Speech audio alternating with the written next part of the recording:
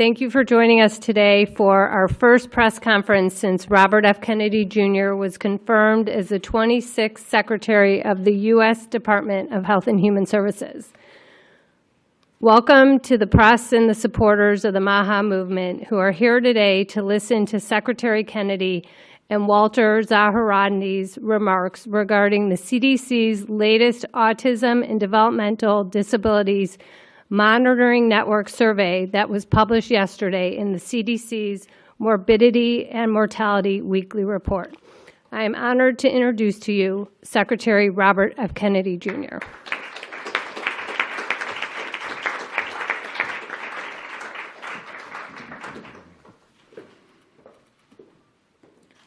I'm going to go over some of the key numbers from the ADDM report.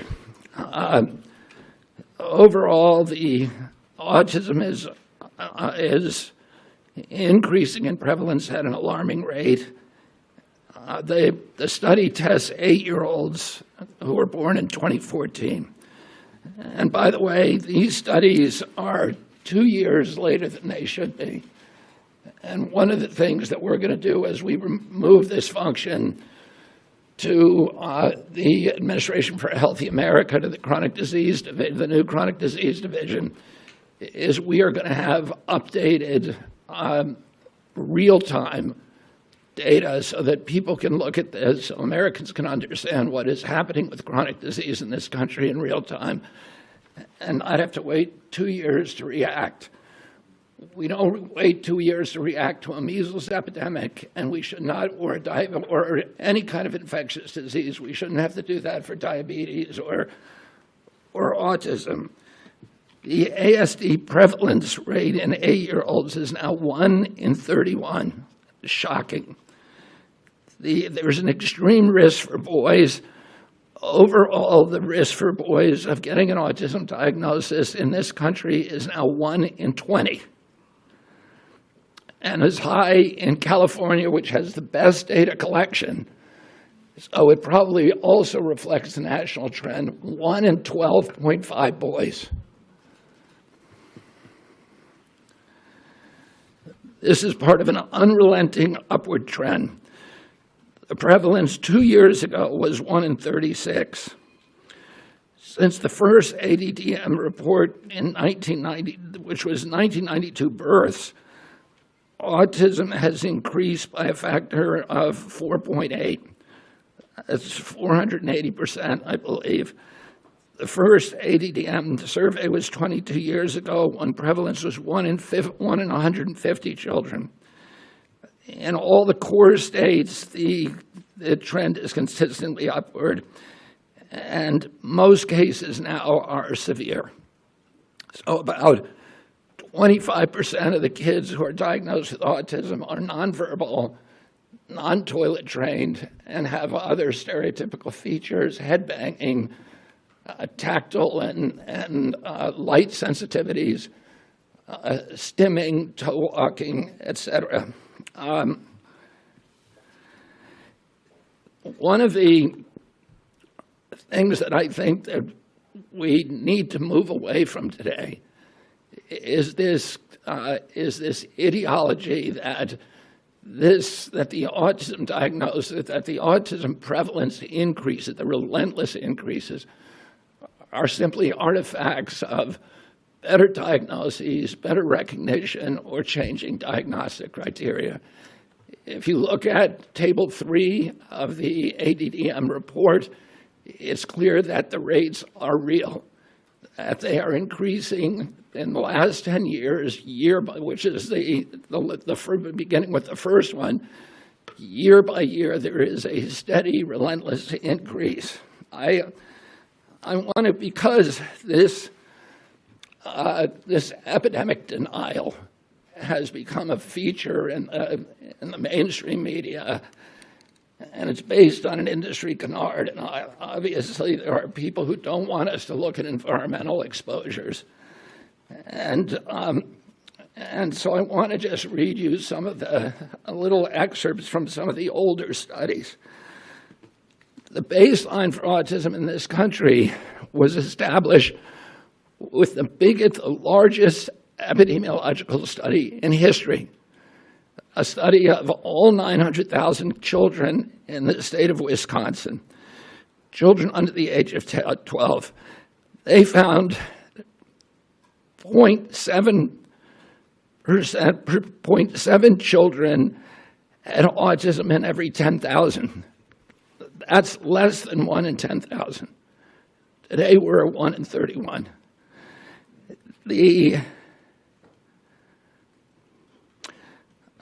That study also confirmed the 4-to-1 male-to-female ratio.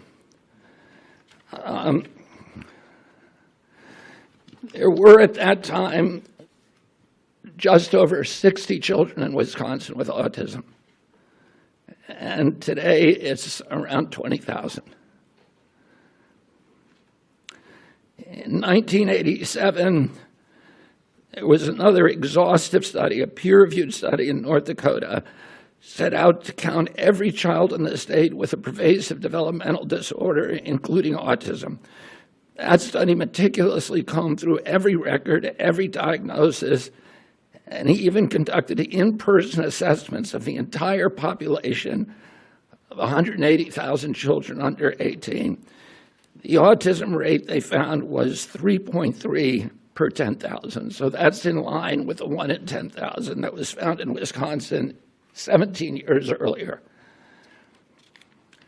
For context, today, the last number of 1 in 36 is 83 times higher.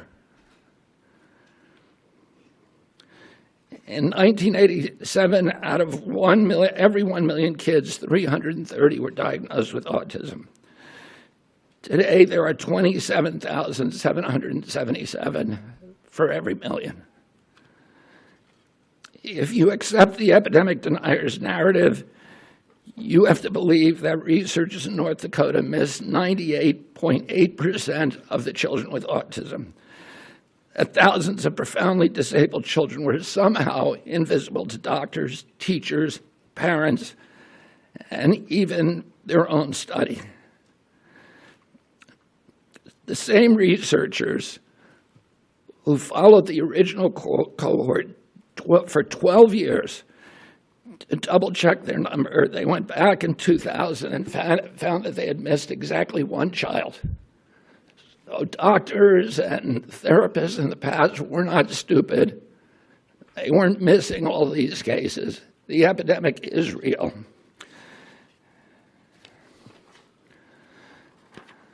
Between 1959 and 1965, researchers from 14 hospitals associated with major universities undertook the National Collaborative Perinatal Project, tracking 30,000 children from birth to age 8.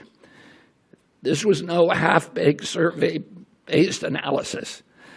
The study conducted 9 separate screenings covering neurology, psychology, speech, language, hearing, and visual function. Every developmental quirk, anomaly, and disorder was logged with painstaking detail. Autism, a condition characterized by profound impairments in social communication and behavior, would have stood out like a neon sign. There were 14 cases. That's 4.7 per 10,000. So we know what the historic numbers are, and we know what the numbers are today. And it's time for everybody to stop attributing this to this ideology of epidemic denial. In 2009, the California State Legislature charged the Mind Institute at UC Davis because this myth was already becoming pervasive, the myth of epidemic denial was already becoming pervasive in the mainstream media. The California legislature directed the Mind Institute at UC Davis to answer the question. And Irva Hertz-Pichotto is a highly esteemed, revered scientist, neurology, and epidemiologist, came back with a definitive answer: the epidemic is real. only a very, very small portion of it can be changed to can be charged to better recognition or better diagnostic criteria. I want to say a couple of other things. There are many, many other studies that affirm this, and instead of listening to this canard of epidemic denial, all you have to do is start reading a little science, because the answer is very clear. And this is catastrophic for our country. There's a recent study by Blaxell et al. And a team of other researchers that said that the cost of treating autism in this country by 2035, so within 10 years, will be $1 trillion a year. This is added to already astronomical healthcare costs.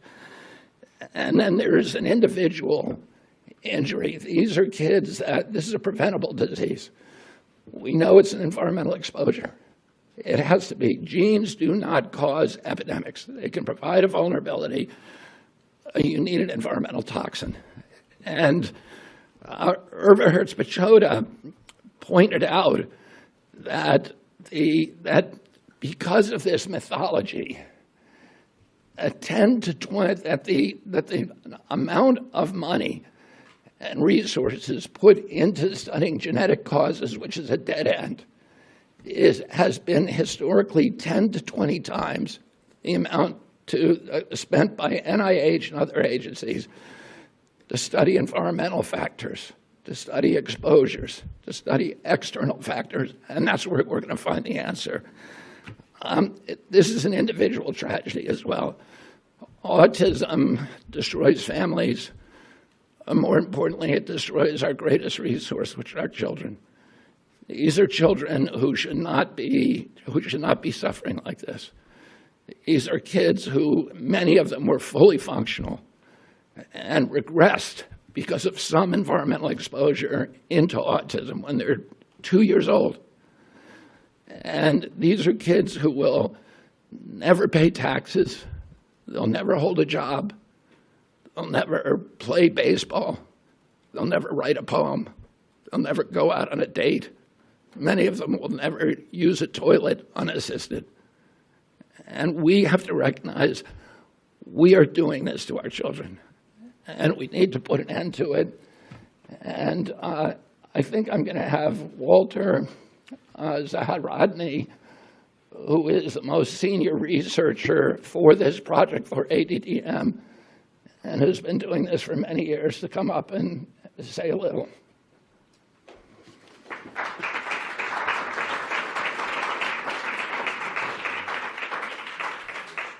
Good morning. Thank you for being here. I'm here as a long-term autism researcher and a clinical psychologist.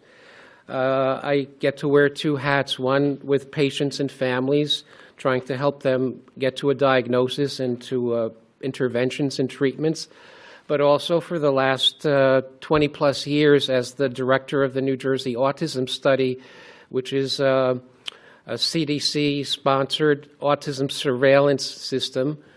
We've monitored autism in New Jersey in concert with the Centers for Disease Control and Prevention since 2000. When we began our endeavor with CDC, we expected to do maybe 2 or 3 baseline studies to establish how many children have autism, because it was not expected that autism prevalence would increase. Other childhood disabilities, neurologic disorders do not increase or change over time. But somehow, for some reason, with autism, everything was different. Autism went from being a very unusual, rare disability, which affected, as the secretary said, 1 child in maybe 10,000, to being known in every community, every school district, every center that cares for children with disabilities. Autism is real. It's a true disability. It's not a personality quirky issue. Everything has changed for the individual with autism, and while there's a wide range of expression, it does change the family, and it does inevitably change the community and the society in which we find it. Autism prevalence has increased very dramatically. It's increased in New Jersey, where we have excellent resources and access to services, and it's increased in all the states in the network. It's increased not only by the CDC, ATOM network, active surveillance activities, but it's increased according to federal IDEA statistics and information from a multitude of surveys. It is a true increase. There is better awareness of autism, but better awareness of autism cannot be driving disability like autism to increase by 300% in 20 years. That's what we saw in New Jersey. That's what the CDC report of yesterday indicates. And that's what, in my opinion, future reports from epidemiologists will show. The data provided in yesterday's report strongly suggests that not only is this a high point of autism prevalence, but in the future, rates can only be higher. Autism deserves to be treated as a real public health phenomenon, and I would say is an urgent public health crisis. It's not just that we're more astute or perceptive. It's not like 2 or 3 children out of for every one with autism has remained invisible. Autism is striking, and the consequences are lifelong.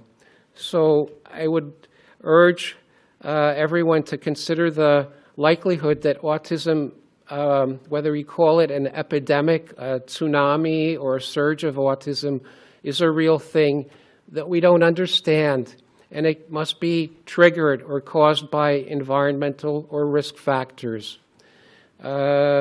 We need to address this question seriously because, in my opinion, for the last 20 years, we've collected data but not made real progress in understanding what causes autism or how to effectively prevent it or treat it effectively.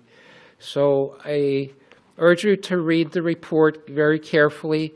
I urge you to do something that nobody does and go into the many supplemental tables and see that autism is a true phenomenon and that we need a correct perception, not a perception that allows us to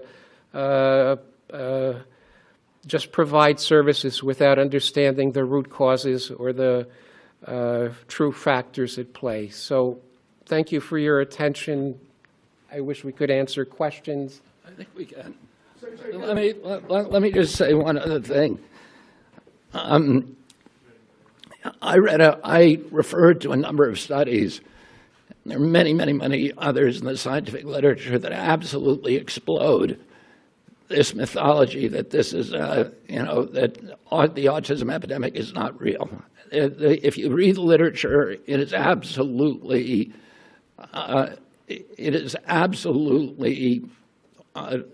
indefensible to continue to promote this. But it doesn't take you to read the literature. It just takes a little common sense. If the epidemic is an artifact, a better diagnostic criteria or better recognition, then why are we not seeing it in older people? Why is this only happening in young people? I asked Walter before we came out here, I said, have you ever seen anybody our age? I'm 71 years old with full-blown autism, head banging, nonverbal, non-toilet trained, stimming, toe walking, these other stereotypical features. Where are these people walking around the mall? You can't find them. They're not in homes. There are no homes for them. There are no institutions for them.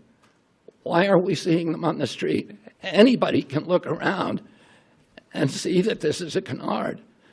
And then you have to ask yourself, why is it so pervasive?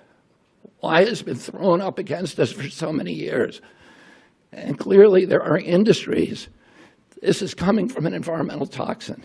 And somebody made a profit by putting that environmental toxin into our air, our water, our medicines, our food. And it's to their benefit to say, oh, to normalize it, to say, oh, this is all normal, it's always been here. But that's not good for our country, and it's not good for the press to not be more inquisitive, to not be more skeptical. And within 3 weeks, and probably we're hoping in 2 weeks, we're going to announce a series of new studies to identify precisely what the environmental toxins are that are causing it. This has not been done before. And we're going to do it in a thorough and comprehensive way, and we're going to get back to with an answer to the American people very, very quickly. Secretary Kennedy. Great, thank you. Yeah, go ahead. Secretary Kennedy, I was not diagnosed with autism in 1994 when I initially did it. It took me 5 years to get diagnosed later. You also talked about the fact that the numbers increased with Black and Latino people, but your own study says these findings may indicate that improvements in ASD awareness, identification, and access to services in communities among Black and Latino, Hispanic, and API children have improved. Do you think that, are you denying that in the past Black, Latino, and AAPI people had not been diagnosed, they had been diagnosed with behavioral disorders, they'd been disciplined, they'd been incarcerated, and now they're finally getting the services that they need? Well, yeah, and there are small slivers of the autism epidemic, maybe 10% to 25% according to the studies. Highest studies are around 25%. That can be attributed to better recognition and better diagnosis. That means 85% are still, or 75% to 80% are part of an epidemic, and that's too many. And that is what we need to redress. Walter, do you have something you'd like to add? There's better recognition of autism and better awareness because there are more children with autism, and the professionals have greater reason to learn from what their experience and to diagnose. I wish the contrary was true, but it's not like better awareness pushes something that's not there. Rather, something that's there is being recognized. Can you please say your first and last name and outlet before asking a question? By the way, my name is Eric Garcia, The Independent. Thank you.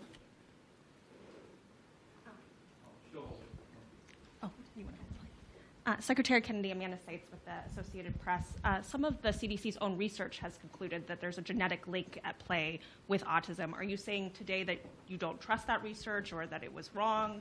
Could you expand a little bit more on that? No, there is, we have really good genetic markers now, and they provide a vulnerability. But those genetic markers alone are not going to dictate your destiny. You need an environmental toxin. There are many genetic markers that dictate the methylation capacity of the human body. Those contribute to, those dictate, listen, with many people smoke cigarettes, and only 1 in 5 died from lung cancer. There were 4 of them that didn't. And those were the ones that had some circumstances, probably genetic, that made them more susceptible to it. And the same is true. We know that that glutathione production, and glutathione is an enzyme that helps the human body excrete metals and toxins. People with low glutathione production are more vulnerable. People with the MTHFR gene, which dictates methylation, are more vulnerable.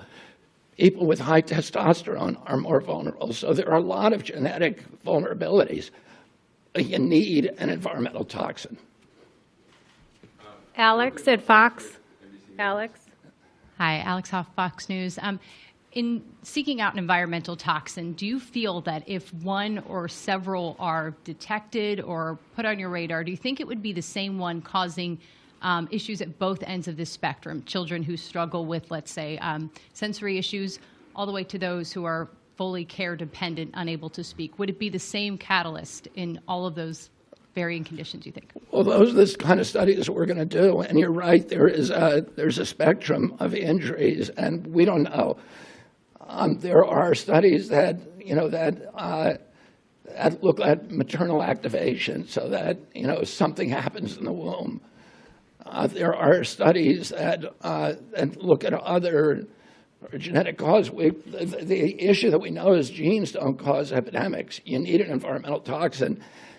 And we're going to look at all the potential culprits. We're going to look at mold. We're going to look at food additives. We're going to look at pesticides. We're going to look at air and water and medicines. So, we're going to look at ultrasound, because there's a timeline that, something happened. In fact, Congress said to EPA, ordered EPA to tell us what year the autism epidemic began. The EPA scientists came back and said it happened in 1989. Oh, you have to find a toxin that became ubiquitous around that time period. And that affected every demographic from Cubans in Key Biscayne to Inuit in Alaska. And that affects boys at a 4-to-1 ratio as girls. There's a limited universe of those, but actually it's quite large. And, Herbert Hertz-Pichota was the one who suggested that, one of the things we have to look at is ultrasound. I don't think that that's probably a factor, but it's one of the exposures that became ubiquitous during that period. And we're going to look at all of them agnostically. We're going to find the potential exposures that increased during that time period. And then we're going to we're going to see if there is a link to this injury. Thank you. Nathan at Epoch Times. I'm sorry, can I please go? I've been No, waiting. Nathan. Give him his chance to Nathan. Yes, Nathan Worcester with Epoch Times. During that same time period of increasing autism prevalence or diagnoses, there's also been a significant increase in maternal and paternal age. Couldn't that be a significant contributor With what? beyond maternal and paternal age? Yeah, we're going to look at all of that. We're going to look at obesity in the parents. We're going to look at the age of the parents. We're going to look at diabetes in the parents. We're going to look at all of these potential exposures. And because of AI and because of the digitalization of health records and the mass of health records that are now available to us, we can do this much more quickly than has ever been done in the past. Cheyenne. This is our last question. Thank you. Do you still pledge to have answers by September, or is that going to be the beginning of this process? And are you open to following the science regardless of whether it confirms some of your expectations or not? Yeah, I mean, we're gonna follow the science no matter what it says, and we will have some of the answers by September. It's going to be an evolving process. We're going to issue grants the way that it's always done to university researchers and others. We're going to remove the taboo. People will know they can research and they can follow the science no matter what it says, without any kind of fear that they're going to be censored, that they're going to be gaslighted, that they're going to be silenced, they're going to be defunded, delicensed, and we're going to give them permission to do this research. And then we're going to open it up to the research community, and we're going to task them with certain outcomes, and we're going to have them come and bid on how to do the research. This is all being run by Jay Bhattacharya and I think Martin Koldorf may be also working on this on designing the grant proposals.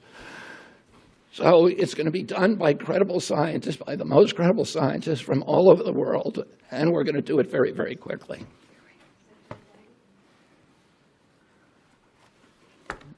Yeah, one more question. Once you identify, Can you identify yourself? oh, sorry, I'm Emma Bevins with Fierce Healthcare. Once you identify which environmental toxins are causing autism, what do you expect the impact to be on the industries that are causing those? You cited industry as something that would cause it. I think we're going to figure out a way to make pressure on them to remove it. And I think also, there will be market forces that also exert pressure on them to remove it. And I want to say that I'm very grateful President Trump because he tasked me on day one of this job with making this a priority, of finding out what's causing the autism epidemic, and we are going to do it for him. Thank you all very much.